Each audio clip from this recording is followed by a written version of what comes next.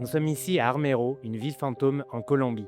Dans la nuit du 13 au 14 novembre 1985, une immense avalanche dévala les flancs du volcan Nevado del Ruiz, situé à 40 km de là. Plus de 22 000 morts, retour sur un drame, l'un des plus grands drames associés à une éruption volcanique, et retour sur ce qu'il reste de cette ville. Fin 1984, le Nevado del Ruiz se réveille. Il montre des signes d'activité. Bien sûr, les scientifiques viennent étudier le monstre. Il y a même des volcanologues étrangers qui sont célèbres, qui viennent étudier et prêter main forte au gouvernement colombien. Et donc, petit à petit, voilà, le volcan est surveillé. Alors, les choses s'accélèrent en septembre 1985 et notamment, voilà, le volcan se fait plus actif. Et 2 semaines avant le drame, 2 semaines avant cette fameuse nuit du 13 novembre 1985, les autorités viennent présenter à la population, ici, à Armero, le plan en fait des risques. C'est-à-dire, vous avez typiquement le volcan et les zones en rouge montrent les zones vraiment à risque en cas d'éruption. Et la ville d'Armero est située dans ces zones à risque. Mais bizarrement, à cette époque, et ce fut beaucoup reproché par la suite, en fait, aucun plan d'évacuation ne fut formellement établi. C'est-à-dire que faire si l'éruption, si le volcan rentre en éruption, comment évacuer la ville? Voilà, rien, nada, les autorités viennent présenter le plan et c'est tout. Alors il faut savoir aussi que, par le passé, il y a eu des inondations parce que la ville d'Armero est traversée par une rivière et par le passé, lorsque parfois le volcan fut actif, il n'a provoqué que des inondations. Donc en fait, la plupart des habitants pensent que c'est pas très grave. Au pire, il y aura, une inondation. Voilà, alors on s'équipe avec des bottes, des bouées et cetera et la plupart des habitants pensent, au pire, que le drame sera simplement une inondation. La plupart des habitants sont emportés par cette vague dans leur sommeil. La plupart des habitants d'Armero dorment. Voilà, il est plus de 23h30. Ce qui en fait un énorme drame, puisqu'on compte plus de 22 000 habitants sur les 30 000 habitants qui peuplent Armero, qui vont être emportés par ce drame.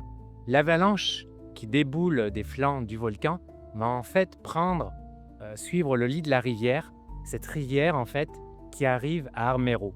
Et c'est là en fait le drame de cette ville qui est située, que la rivière traverse.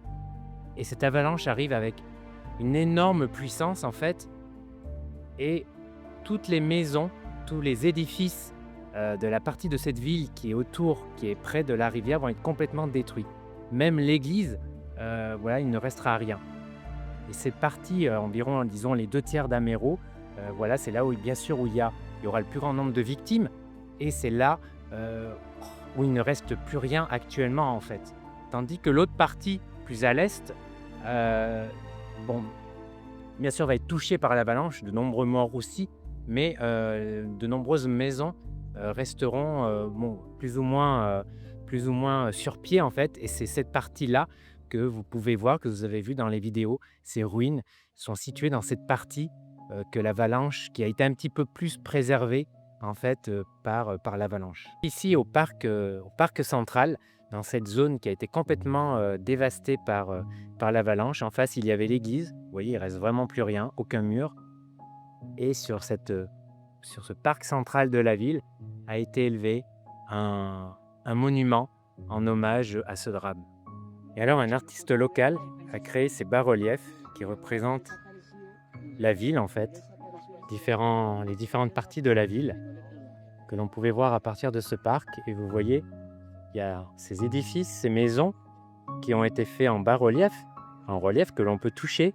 Et en fait, l'objectif de l'artiste était que les familles rescapées puissent en fait toucher leur maison, en fait, l'endroit où sont, où sont morts, où sont décédés des membres de leur famille. Ça permettait un petit peu de mettre du concret sur cette vie d'avant.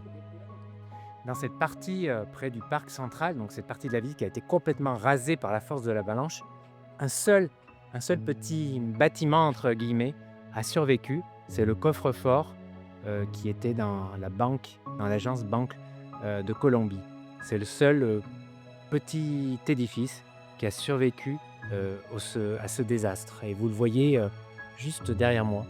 Voilà, il y avait à l'époque le coffre, la porte du coffre de cette banque. Armero reste la plus grande catastrophe, Armero reste la plus grande catastrophe naturelle de Colombie. C'est le deuxième drame lié à une éruption volcanique au monde, le deuxième plus grand drame. Armero reste la plus grande catastrophe naturelle de Colombie. C'est le deuxième drame lié à une éruption volcanique contemporaine. Il y a une image qui reste attachée à ce drame d'Armero, une image très forte, une photo plutôt. C'est celle prise par le photojournaliste Franck Fournier, qui a obtenu d'ailleurs le World Press la même année. C'est la photo de la petite Omeya Sanchez, cette petite fille de 13 ans qui est prise dans les décombres de sa maison. Euh, elle dépasse, il y a juste sa tête qui dépasse en fait de l'eau. Sa maison est sous elle, complètement détruite.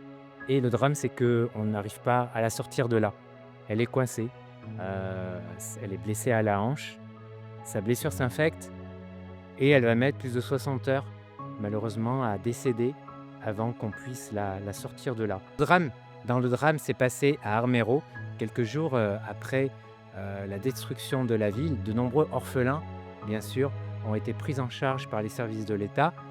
Et ces services de l'État ont mis en adoption ces enfants auprès de familles colombiennes ou de familles étrangères sans prendre vraiment la peine en fait de chercher s'ils avaient encore de la famille, si leur famille était vivante ou s'ils avaient une famille éloignée qui pourrait les prendre en charge. Et avec le recul, c'est complètement incompréhensible pourquoi cette urgence, etc. Et le drame, c'est que en fait, de nombreux enfants, de nombreuses familles ont cherché leur enfant, ont perdu leur enfant qui avait été donné en adoption en fait. Et même de nombreuses années après, certains continuent à ne pas savoir où est leur enfant, à chercher leur enfant, non seulement en Colombie, mais dans le monde. Alors si vous passez dans cette zone du café en Colombie, qui est une des plus belles régions de la Colombie, pourquoi ne pas pousser sur Armero, qui se situe non loin des rives du fleuve Magdalena, qui traverse du nord au sud le pays. En tout cas, c'est une visite vraiment intéressante, surtout si vous avez été touché à l'époque par ce drame. Si vous aimez un petit peu voilà, l'histoire, les villes fantômes, l'urbex quelque part, même si c'est un peu spécial, parce que c'est vraiment lié à un drame, eh bien, je vous recommande vraiment de passer un après-midi ici et surtout de prendre un guide qui va vous expliquer vraiment l'histoire, qui va vous montrer des photos de l'époque, comment étaient les rues dans lesquelles vous allez marcher. Euh, donc je vous conseille vraiment de contacter le centre des visiteurs. Ils ont notamment un guide qui est super, qui a participé, qui a participé à la réalisation de l'hommage, de ce monument en hommage au drame. Donc je vous mettrai dans la description son contact. Voilà, n'hésitez pas à vraiment passer, c'est une visite super intéressante et une visite forte. Voilà, si vous avez aimé la vidéo, n'hésitez pas à liker, à la partager, à vous abonner. Puis on se retrouve bientôt dans une prochaine vidéo. Prenez soin de vous.